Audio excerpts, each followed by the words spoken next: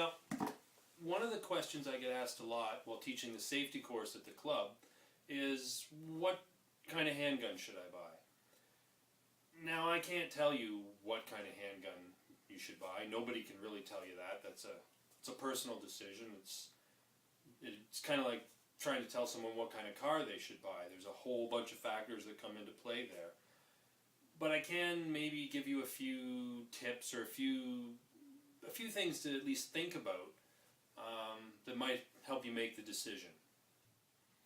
The first thing I recommend to new shooters is that they get themselves a firearm chambered in .22 long rifle. There's two reasons for this, basically. The first reason is cost. The second reason is ease of use.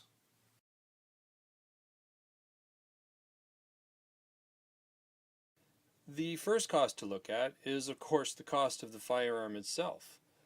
Now, in my neck of the woods, a good quality .22, like say this Browning here, is going to start at around $400 and maybe go up to, say, $600. Whereas a good quality 9mm like this Glock is going to start at around $700 or $800 and go up from there. So you're looking at a significant cost savings just by going with the .22. You're going to save a couple $100 right there. Now, the second thought to consider is the cost of the ammunition itself. .22 long rifle ammunition, it's extremely cheap. I picked up this box of 525 rounds for $21.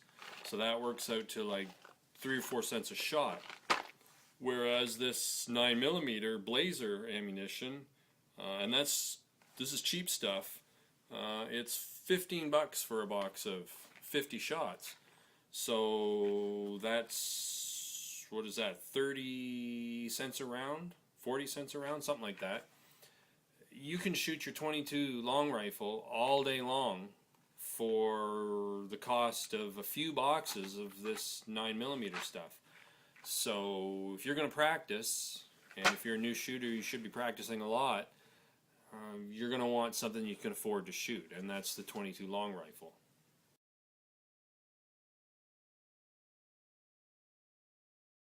One of the things I mentioned earlier was ease of use. Now, what I meant by that was simply how easy is it to use the firearm. When you're shooting a firearm, you've got several things you got to deal with. You've got the felt recoil from the firearm, you've got the weight of the firearm, and you've got the action and the controls of the firearm that you have to be able to work. Now, as far as recoil goes, .22 really doesn't have any significant amount of recoil. You're shooting this .22, it's going to bounce around a little wee bit, but that's it. You're really not going to notice the recoil. You start moving up to something bigger, like this 9mm here, you're going to start to feel the recoil a little bit. You shoot this gun for 3 or 4 hours on the range, you're going to feel it. If you move up to something even bigger, like a .45 or .357 Magnum, you're probably not going to want to shoot this gun for 3 or 4 hours on the range. Now, you can reload this ammunition and you can download the bigger stuff, but as a new shooter, you're probably not going to be into reloading yet. You're going to be shooting factory. So, talking factory ammunition out of these big guns, that recoil can be quite an issue.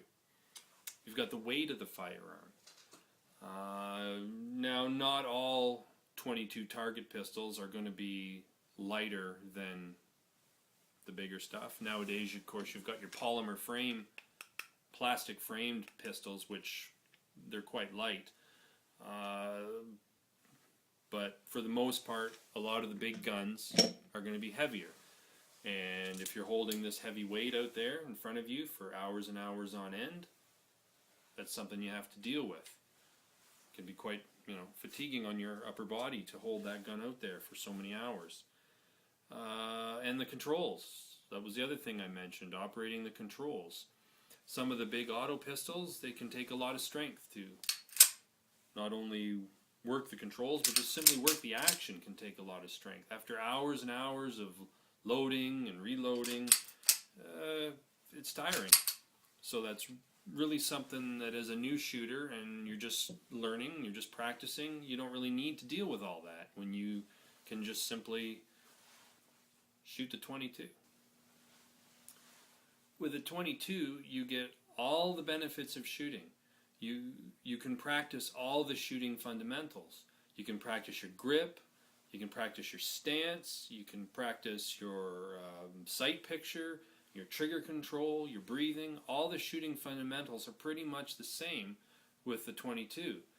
So again, why deal with the recoil and the weight of the big stuff when you can practice with the 22?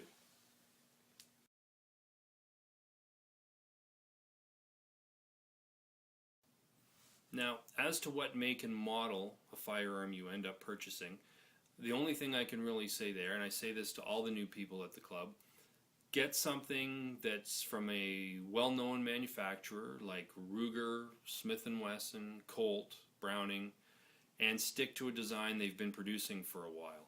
Don't get the newest thing they just started making last week or last year, because there's a good chance there'll be issues with it. There'll be some kind of bug in it and they'll have to do a recall or send you parts or something. Get something that's been around for a while. And there's tons of great guns that have been around for decades. They've worked all the bugs out of them, so you won't have any issues. This Ruger, and they've been producing this for, I don't know, 50, 60 years I think now. They've worked all the bugs out of this. The Browning Buckmark series of pistols, they've pretty much worked all the bugs out of these because they've been around forever. So again, stick with a well-known, reputable manufacturer and a model that's been around for a while. You'll be a lot happier.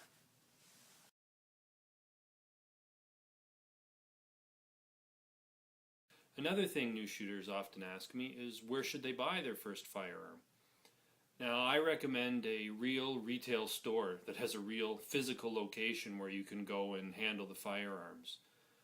The internet is great. I've bought lots of guns over the years off the internet, but when you're talking about your first gun, it's really important that you get the right gun. You're going to need to handle this gun, and you're going to need to check it over, make sure that you can reach all the controls. You're going to want to make sure that it's got the right kind of sights on it.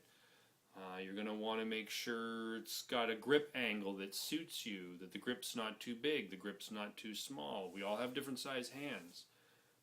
For instance, this Browning is a great gun, but a lot of people find, people with small hands that is, a lot of them find that this grip is just too big and too fat. So while they might see this online and think, wow, that looks great, when they actually get it, it's not so great. You know, firearms have controls.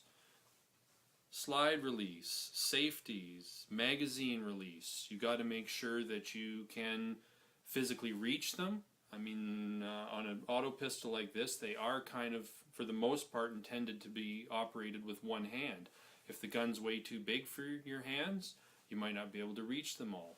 Maybe for some reason you can't manipulate this kind of mag release. You need one that's on the frame. You're not going to know that on the internet. You got to go to the gun store and you got to get the gun and you got to stand there and try to work all this stuff. Maybe the gun's too heavy.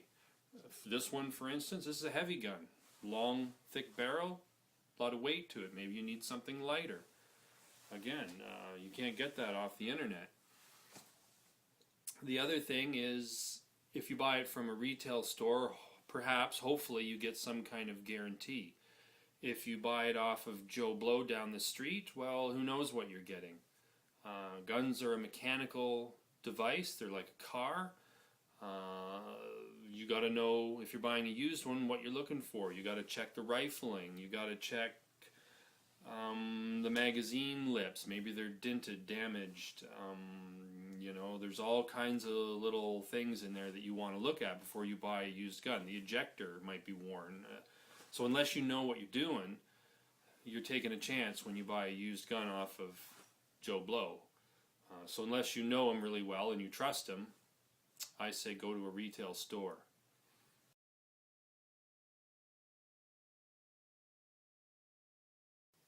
Now, if I was going to recommend a pistol, everyone has their own personal favorites, I suppose. This is probably my favorite. This is the Ruger Mark II Target. Now this is an older one. The newer models have been updated with a few additional features, but this is a fantastic gun. I love this gun. Like I say, I've had it 25 years. I have trained hundreds of people with this gun. It has had thousands upon thousands upon thousands of rounds through it. I lost count years ago. Because I use it as a training gun at the club, it gets knocked around, it gets used by people who don't really know what they're doing, and it just takes it.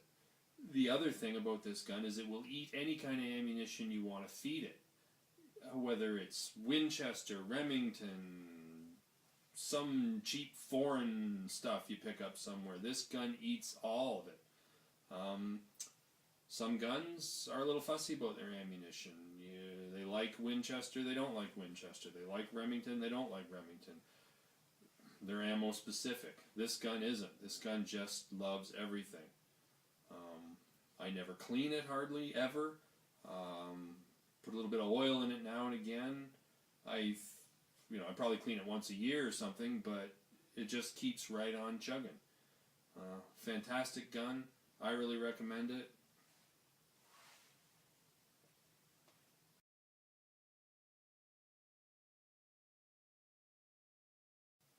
Another gun I really like is the Browning Buckmark series. This is an older one again too, I think made in the 80s. But Browning makes wonderful quality stuff. You really can't say anything bad about Browning products. The only thing I will say about this one is it can be a little hard for people with physical issues with their hands, like arthritis or something like that. Can be a little bit hard to pull the bolt back. It's not a lot to get a good grip on there. Whereas if you look at the Ruger, you can really get a good grip on it. It's easy. It's got these nice lugs right there. So that's something to consider when you're looking for a pistol. Beyond all the other things we've already talked about is your own physical needs and your own issues. Arthritis, eyesight, if you've got eyesight problems, you might want to consider, getting something with larger sights or day glow sights or something that can take a scope. I mean, there's a million different eye issues people have. Like I said, hand issues, arthritis, all that kind of stuff, and that all affects what you want to get. Well, I think that's it for today. I hope you found this video interesting or helpful in some way. Feel free to write with any comments, questions, suggestions, and we'll see you out at the club.